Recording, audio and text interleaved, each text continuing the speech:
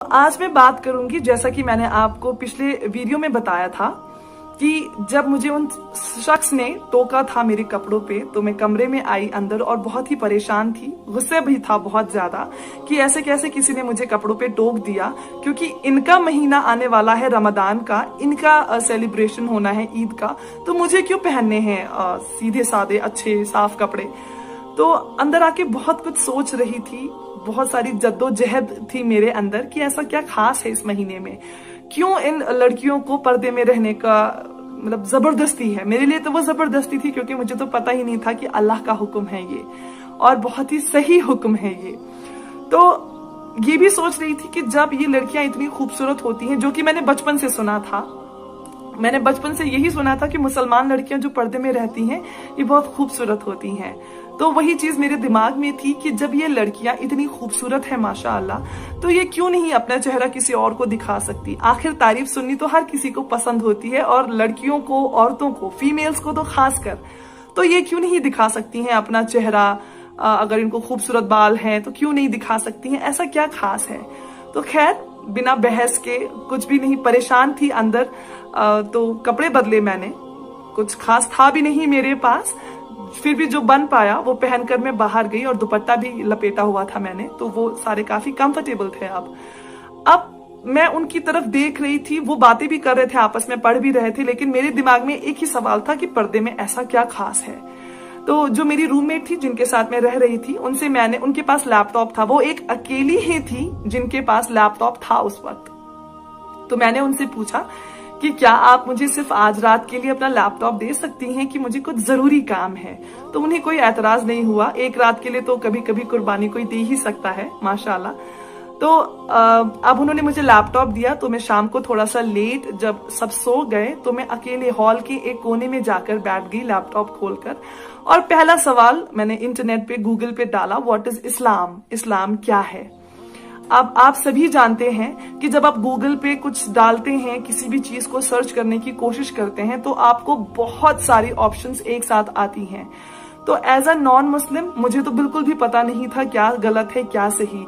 आज जानती हूँ कि मुसलमानों में भी काफी फिरके हैं, जो कि बहुत गलत चीज है, नहीं होना चाहिए था ऐसा है। तो मुझे इस चीज का उस वक्त इल्म नहीं था, तो सही पढ़ती गलत पढ़ती मुझे कुछ भी पता नहीं था।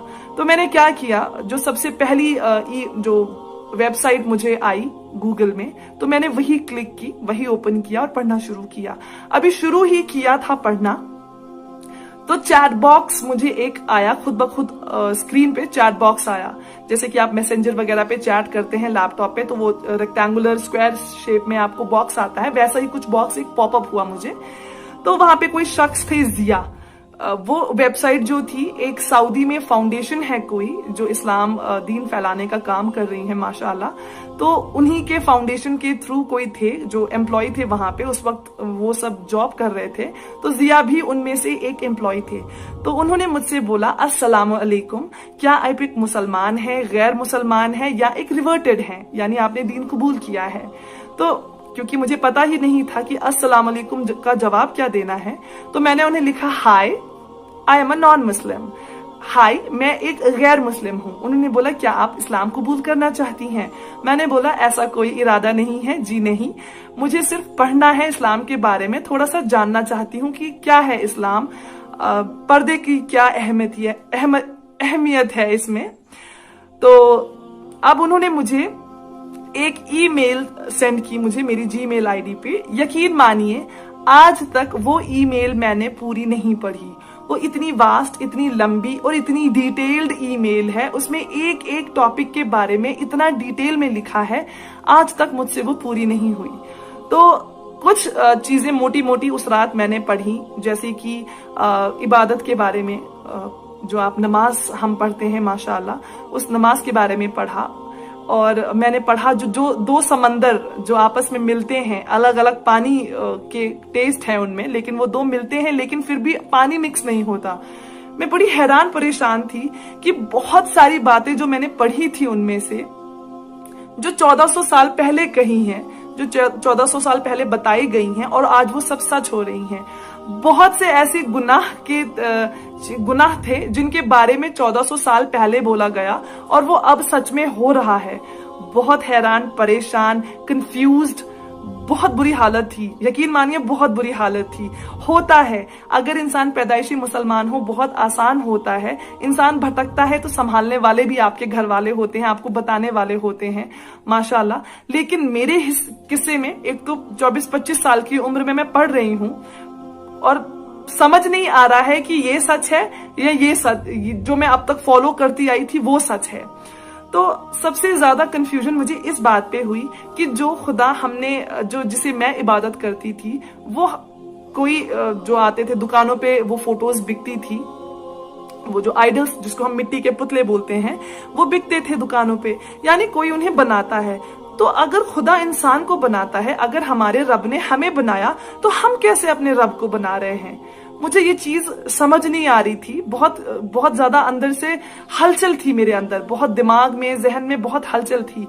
मुझे समझ नहीं आ रहा था कि हर साल जनवरी में जो कैलेंडर छपते हैं, हर किसी में भगवान की पिक, जो फोटो है, इमेज है, वो अलग अलग होती है। मतलब ये क्या है? मुझे समझ नहीं आ रहा था कौन है वो इंसान जिसने भगवान को देखा है और फिर उनकी तस्वीरें बनाई हैं, और सारी तस्वीरें जो हैं वो मैच नहीं होती। किसी का नाक अलग है, होंठ अलग है, रंग अलग है, जो कपड़े हैं उनके, जो ज्वेलरी पहनी है वो अलग है।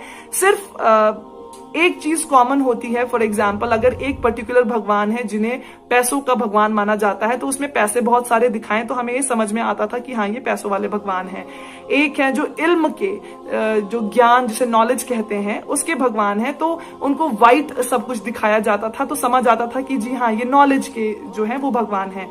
अब मैं ये सोचकर परेशान थी कि अगर खुदा हमारा है, ऐसा ही है, तो कौन है वो पहला इंसान जिसने खुदा को देखा है? मेरे पास मेरे ही सवालों का, मेरी ही दीन के रिलेटेड कोई जवाब ही नहीं था, मेरे ही सवालों का।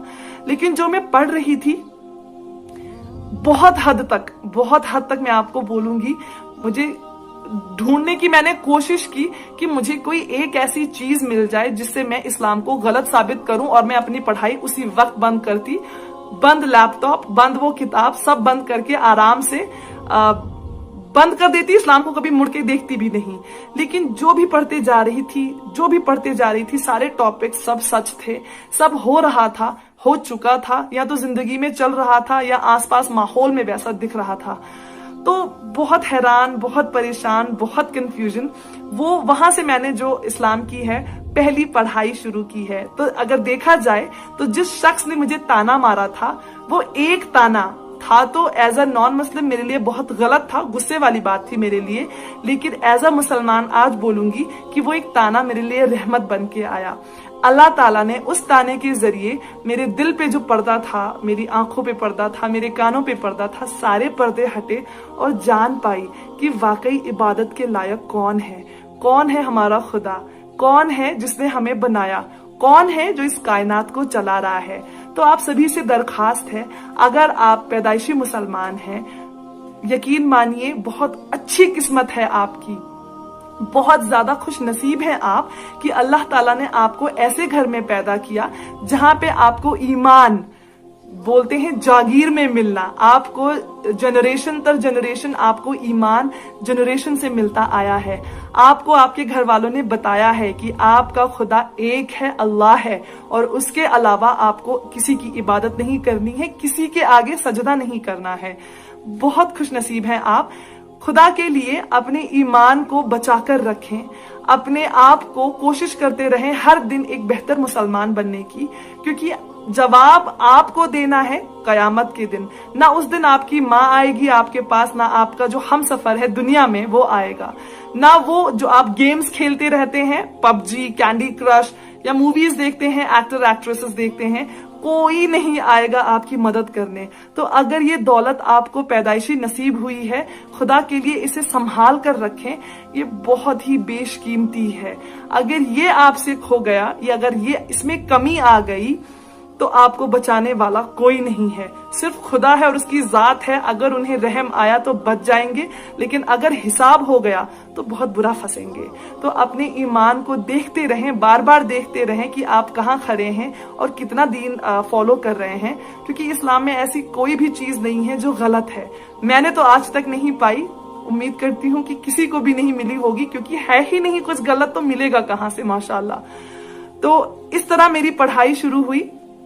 आपको अगले वीडियो में बताऊंगी कि मेरे अंदर कौन कौन सी चेंजेस, जब मैं अपनी पढ़ाई कर रही थी, पढ़ाई के दौरान कौन कौन सी बदलाव मेरे अंदर आने शुरू हो गए।